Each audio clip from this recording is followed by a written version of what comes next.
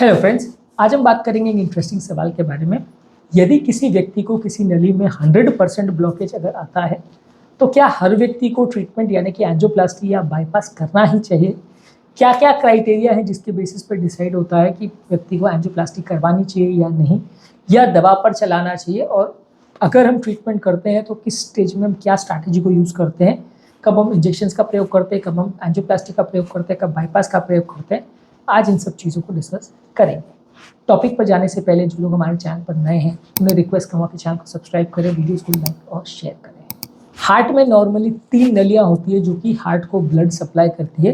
Heart basically एक muscle का गुच्छा या टुकड़ा होता है जो कंटिन्यूसली काम करता रहता है, और ये काम करने के लिए उसको continuously blood supply, glucose supply, oxygen supply की ज़रूरत होती है ताकि स्नायु को खुराक और पोषण मिल सके।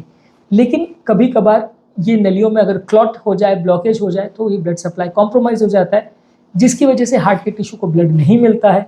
और खासकर अगर नली 100% बंद हो जाए तो ब्लड सप्लाई पूरी तरह से बंद हो जाता है, ऑक्सीजन सप्लाई पूरी तरह से बंद हो जाता है, जिसकी वजह से व्यक्ति को सीवियर पेन कई बार होता है, और कई बार लोगों को वो एरिया जिसमें ब्लड सप्लाई बंद हो गया है वो सड़ने लगता है, डैमेज होने लगता है। तो ऐसे केसेस में ज़्यादातर को पेशेंट को ट्रीटमेंट लगता है।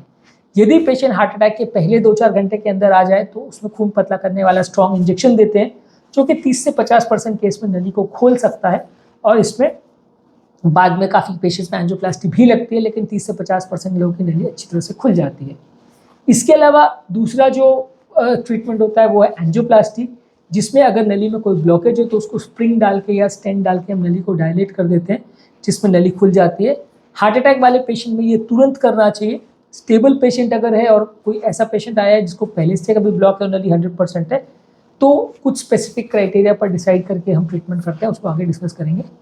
इसके अलावा तीसरा ट्रीटमेंट स्ट्रैटेजी होता है बाईपास सर्जरी, जिसमें अगर कोई नली 100% बंद है तो उसके दोनों सिरे पर हम एक बाईपास का ग्राफ्ट लगा देते हैं, ताकि वो 100% ब्लॉकेज जिसके थ्रू ब्लड नहीं जा पा रहा है, उसके बदले बड़ी नली से नीचे छेड़ा पर या सिरे पर डायरेक्टली ब्लड सप्लाई चालू हो जाए और हार्ट का ब्लड सप्लाई कॉम्प्रोमाइज़ नहीं हो, जो कोशिकाएं हैं उसमें डायरेक्टली ब्लड सप्लाई पहुंच सके।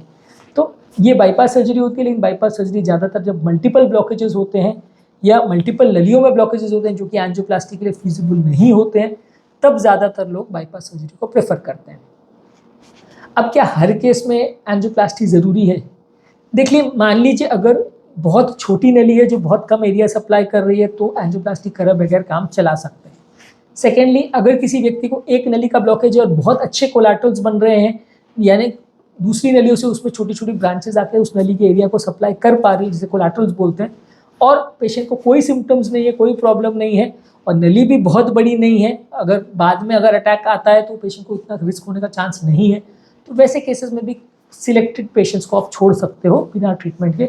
हर पेशेंट को छोड़ना या बगैर ट्रीटमेंट रखना उतना एडवाइजेबल नहीं है, क्योंकि इसमें होता यह है कि जो एक नली बंद हो गई है वो दूसरी नली पर डिपेंडेंट हो जाती है।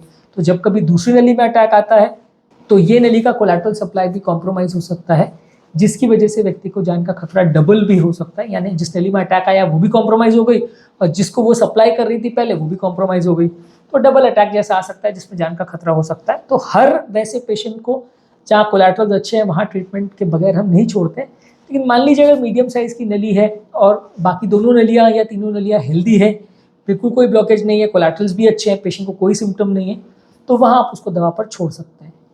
तीसरा क्राइटेरिया है वायबिलिटी का, यानी जो नली जिस एरिया को सप्लाई कर रही है, अगर वहाँ पे टिश्यू जिंदा है तो आपको ट्रीटमेंट करना चाहिए, क्योंकि टिश्यू जिंदा है तो उसको ब्लड सप्लाई की ज़रूरत है, क्योंकि वो काम कर सकेगा अगर ब्लड सप्लाई मिलेगा तो। लेकिन मान लीजिए अटैक की वजह से टिश्यू ऑलरेडी मर चुका है तो नली खोलने का उतना फ़ायदा नहीं मिलेगा, क्योंकि अगर टिश्यू ऑलरेडी मर चुका है तो वहाँ पे ब्लड सप्लाई पहुँच भी जाएगा तो कुछ फ़ायदा नहीं मिलेगा। ये वैसे ही है कि जैसे गार्डन में अगर पौधा जीवित हो तो पानी देने का मतलब है, एक बार पौधे मर जाएं फिर आप कितना भी पानी दो उससे कुछ फ़ायदा नहीं होता, उल्टा पानी वेस्ट होता है। तो वैसे ही अगर नली जिस एरिया को सप्लाई कर रही है वो पूरी तरह डेड हो चुका है, नॉन वायबल हो चुका है, तो वहाँ स्टेंट का मतलब नहीं है या बाईपास का मतलब नहीं है। पर अगर जो एरिया सप्लाई वो कर रही है वहाँ पे एरिया जीवित है तो फ़ायदा हो सकता है। वायबिलिटी डिफाइन करने के भी बहुत सारे क्राइटेरिया, उस पर ऑलरेडी हमने एक सेपरेट वीडियो किया है।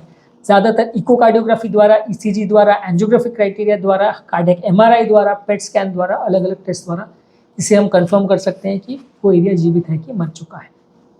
इसके अलावा अगर कोलैटरल सर्कुलेशन काफ़ी अच्छा है और कोई प्रॉब्लम्स नहीं आ रही है पेशेंट को, पेशेंट दवा लेने पर उसमें कोई तकलीफ नहीं जा रही है, सांस वास भी बिल्कुल नहीं फूल रही, तो आप पेशेंट को कई बार दवा पर लंबे समय तक चला सकते हो। रिस्क ऑफ फ्यूचर इवेंट्स कितना है? मान लीजिए अगर पेशेंट को मल्टीपल ब्लॉकेजेस हैं और जो नली कोलैटरल सप्लाई कर रही है उसमें ऑलरेडी 80-90% ब्लॉकेज है, या बाकी नलियों में भी मल्टीपल जगह ब्लॉकेज है, जब पेशेंट को अगर हार्ट अटैक आएगा तो रिस्क कई गुना बढ़ जाएगा। अगर वैसा हमें लगता है तो वहाँ पे हमें थोड़ा ज़्यादा अग्रेसिव होकर ट्रीटमेंट करना पड़ता है।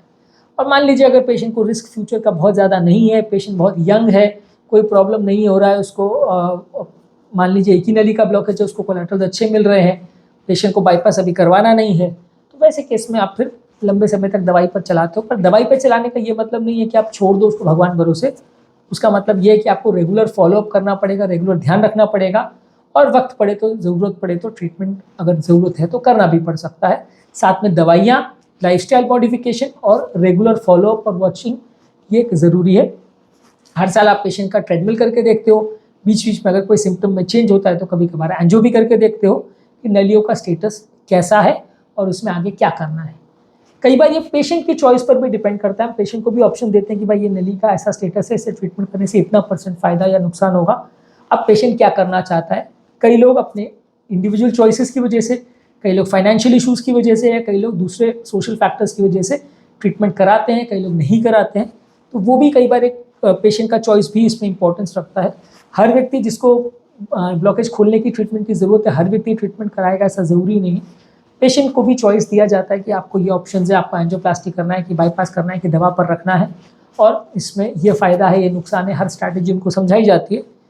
तो उसके बेसिस पे पेशेंट कई बार अपने फैमिली मेम्बर्स के साथ अब खुद बैठ के डिसाइड करता है कि उसको क्या करना चाहिए। तो इसे शेयर्ड डिसीजन मेकिंग बोलते हैं, कि मिलके सब डिसाइड करते हैं कि पेशेंट के लिए क्या अच्छा है और क्या स्ट्रैटेजी पेशेंट को फॉलो करनी है हर हालत में। लेकिन अगर 100% ब्लॉकेज है तो पेशेंट को आपको ऑब्जर्वेशन में तो डेफिनेटली रखना पड़ेगा, ध्यान डेफिनेटली रखना पड़ेगा, रेगुलर चेकअप्स करते रहना पड़ेगा, और कभी कभार ट्रीटमेंट स्ट्रैटेजी चेंज भी हो सकती है जब पेशेंट की कंडीशन बिगड़ने लगती है, कोई नया ब्लॉकेज डेवलप होता है, कोई नए इश्यूज़ डेवलप होते हैं, या कोई नया पेशेंट को सिम्टम्स होता है, कहीं डिटोरिएशन होता है।